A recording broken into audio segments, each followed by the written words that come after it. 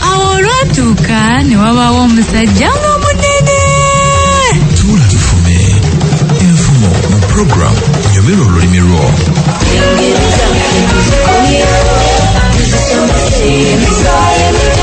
Nakugamba ngenda kukunyumiza ku musajja ono Sefolooza. Sefolooza nno nange mmange yamunyumiza naye nange kamukunyumize. Awo olwatuuka nga wabaawo omusajja nga bamuyita Sefolooza.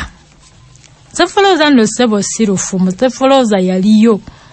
Era bangi bamanyi byafaayo bino mubimanyi.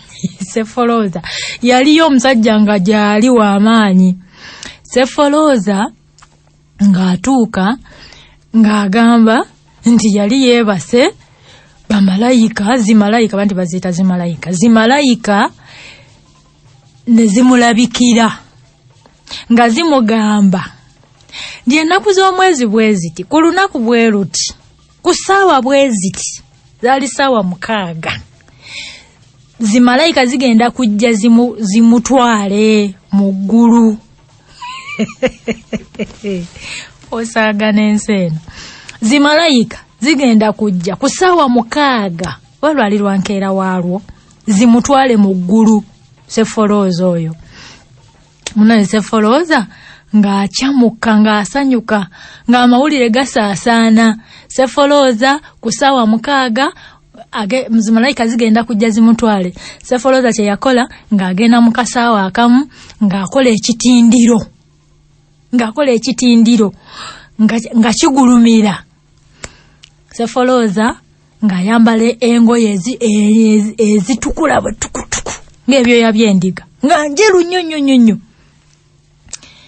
ng'agenda ku kitindiro ekyo ng'awanika abamba bw'ati emikono gye wamu ng'agibamba bw'ati ng'awanika emikono ng'agamba nti ku ssaawa 6 kwennyini zimalayika zigenda kujja zimutwale. Munnanga abantu olwawulira ng'abantu bakuŋŋaanya abeebuule n'abeebweya bajje balabe Sefolooza bw'atwalibwa zimalayika.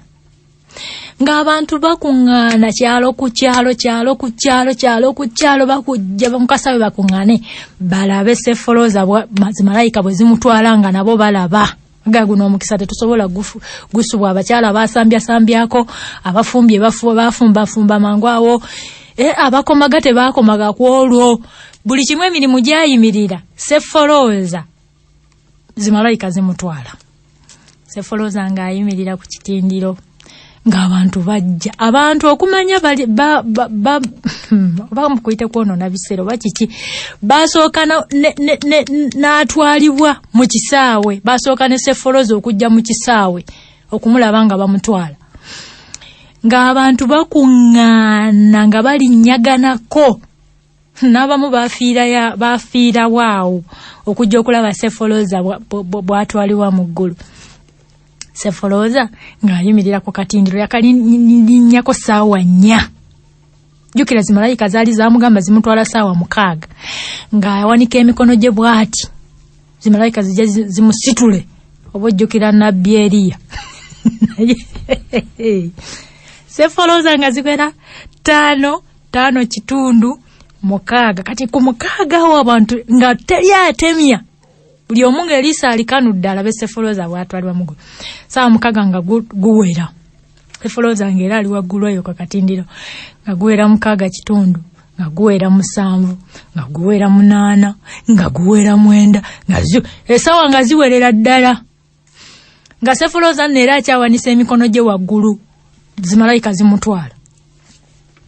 Ssaawa bwe zawera nga zigenda ng'obudde buziba nga bukunira bwe kunikuni. Sefolooza malayika tewalabikaho wadde eyamutwala. Abantu nga tebamuwalawala kumujja waggulu ku katindiro gye yali. Mbw abamalidde ebiseera era mbu bamutwala ku mbuga kubaguyaguya kubamalira biseera. N'ekisingira ddala okukulu kwali kubamalira biseera. Sefolooza yamalira abantu ebiseera. Munnange nga bamutwala ku mbuga. Ng'embuga etuula nga batandika okugamba nti musango guwulirwe nti guwulirwa. Sefolooza nga bali baleeta empaba yaabwe nga Sefolooza aleeta okwewozaako kwe ng'agamba nti bannange mwenna siganye malayika zaadde zaakuntwala mu ggulu naye oba oli awo zaakeereyo oba zaafunye ezibitaataaganya oba kiki naye nsaba omu ku mmwe yenna muntu omu ku mmwe aleete wano ebbaluwa emulaga nti namuwandiikidde ajje mu kasaawe atule nga zimalayika zintwala. Ekyo kyenjagala ekyo omuntu yenna bw'avaayo n'ebbaluwa eyo eraga nti malayika yabadde namuwandiikira nti jangu malayika antwala awo gujja kuba gunsinze era ne mukomera ngenda kugenda. Muno tewalabikawo n'omu Sefolooza omusango ng'agusinga.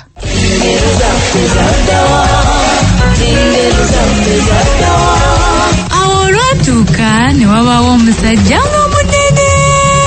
Tuula tufume enfumo mu program Nyomera olulimi lwo.